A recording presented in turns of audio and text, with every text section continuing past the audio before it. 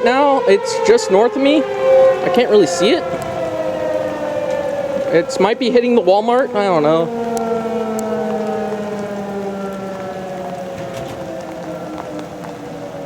There's another one out by Wheaton-ish, maybe. I don't know yet. It's heading more towards me than you, so.